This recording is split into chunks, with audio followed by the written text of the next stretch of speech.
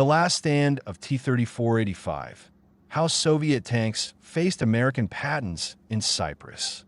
Hey everyone, if you're into epic tales of tank battles, military history, and jaw-dropping twists, this story is for you.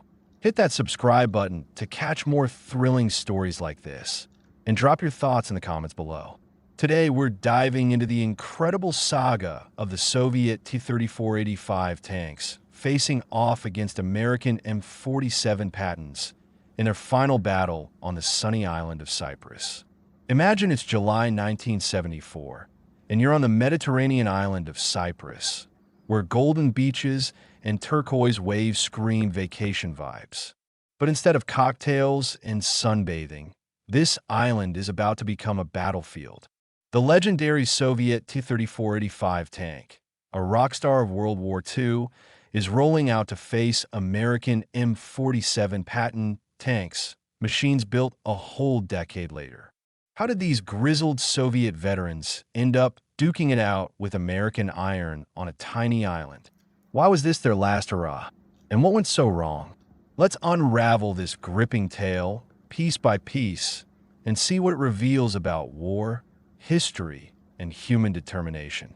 This isn't just a story about tanks throwing punches. It's about how the past crashes into the present, about underdogs taking on giants, and about how global politics can turn a tropical paradise into a war zone. I've packed this narrative with my own reflections, economic insights, and research from the web to make it relatable and exciting for you. Whether you're a history nerd, a military buff, or just love a good underdog story, this one got something for everyone. Let's dive in. How T-34-85 tanks landed in Cyprus. A twisted trail of deals. So, how did Soviet T-34-85 tanks even end up in Cyprus? Here's the kicker. The Soviet Union never sent weapons directly to the Republic of Cyprus, which was led by Greek Cypriots. So what's the story behind this? Buckle up because it's a wild one. Back in 1964, Cyprus got its hands on 32 T-34-85 tanks, but they didn't come straight from Moscow. Instead, they arrived via Egypt, a key Soviet ally in the Middle East at the time. Some sources claim Egypt was just a go-between, passing along tanks that originated from the Soviet Union. Others suggest Egypt, loaded with Soviet gear from earlier deals, decided to sell or trade these tanks to Cyprus, maybe as part of a shady backroom deal. Either way, these tanks weren't fresh off the assembly line. Photos circulating online show they'd been upgraded in Yugoslavia, and, get this, they were fitted with American M2 machine guns. A Soviet tank with American firepower? That's the kind of plot twist you don't see coming. These 32 tanks joined the Cyprus National Guard, the island's self-defense force. But by 1974, when the fighting broke out, only 25 were still in fighting shape. Spare parts? Pretty much a myth. Picture trying to keep a classic car running without a single spare part. That's the mess Cyprus was in. These tanks were legends in the 1940s, but now they were nearly 30 years old, creaking along with no support. Why did Cyprus lean on these old warriors? It's all about geopolitics. Cyprus, a small island in the Mediterranean, was a hotbed of tension. It gained independence from Britain in 1960, but peace was fragile. The island was split between two communities, Greek Cypriots and Turkish Cypriots, who were often at each other's throats. Turkey, a regional powerhouse, had its sights on Cyprus, viewing it as part of its turf. Meanwhile, Greek Cypriots dreamed of Enosis, or uniting with Greece. This simmering conflict set the stage for the epic clash between the T-34-85 and the M47. To understand why this battle went down, let's zoom out and check out the economic and geopolitical scene in the 1970s. Cyprus wasn't just a postcard-perfect island. It was a strategic prize in the Mediterranean, sitting at the crossroads of Europe, Asia, and Africa. Controlling Cyprus meant holding sway over key trade routes and military positions, which is why both NATO and the Soviet bloc kept a close eye on it. Economically, Cyprus was scraping by. After gaining independence in 1960, It relied heavily on tourism and farming, but tensions between Greek and Turkish communities stalled progress. According to the World Bank, Cyprus's GDP per capita in 1970 was about $1,200, way below Western Europe's standards. Buying fancy new tanks like the American M47?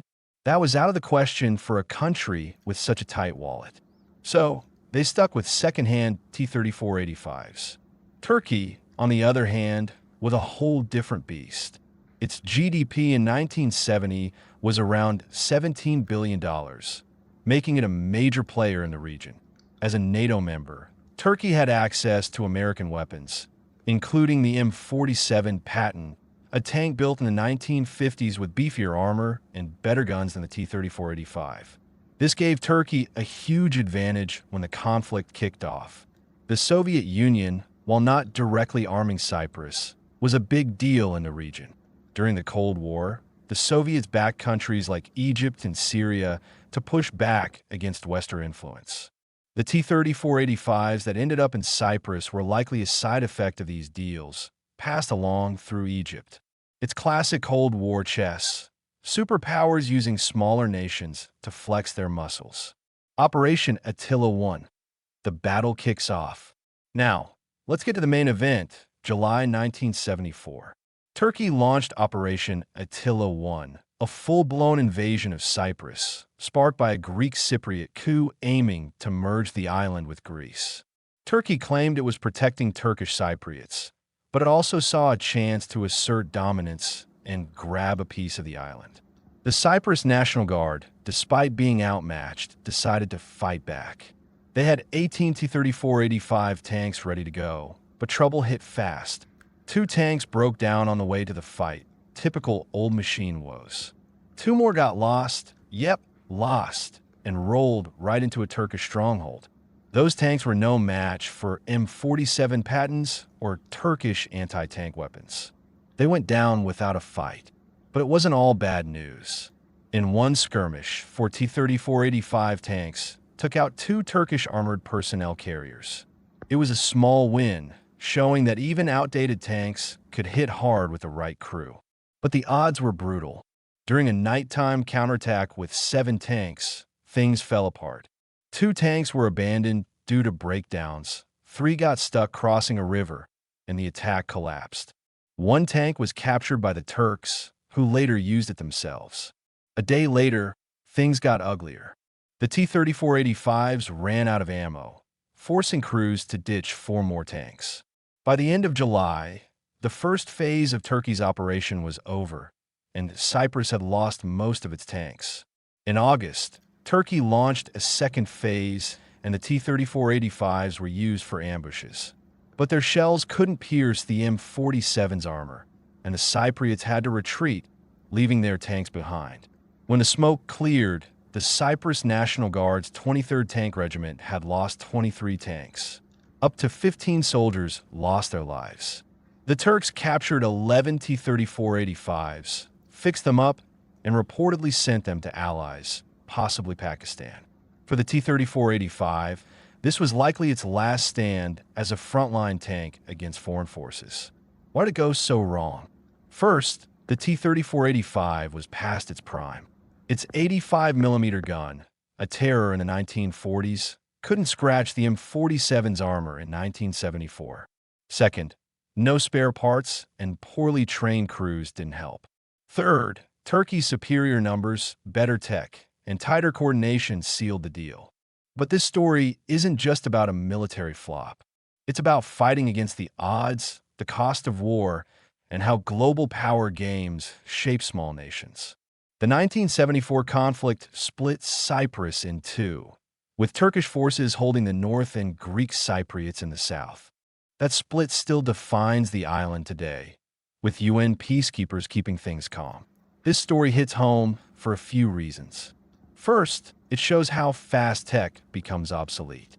The T-34-85 was a game-changer in World War II, but by 1974, it was a dinosaur. It makes you wonder, what cutting-edge gear today will be outdated in 30 years? Second, it's about the human side. Bad training, no spare parts, and chaotic planning doomed those tanks from the start.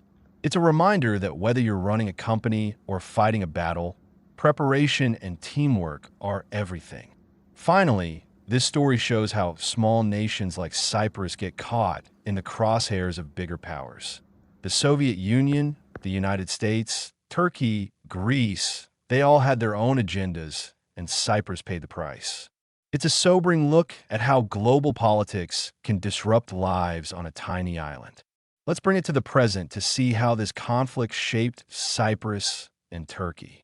According to the World Bank, Cyprus's GDP in 2023 was about $32 billion, with a per capita GDP of around $32,000.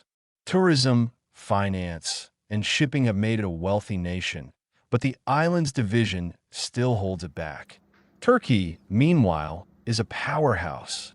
Its GDP in 2023 hit $1 trillion, landing it among the world's top 20 economies.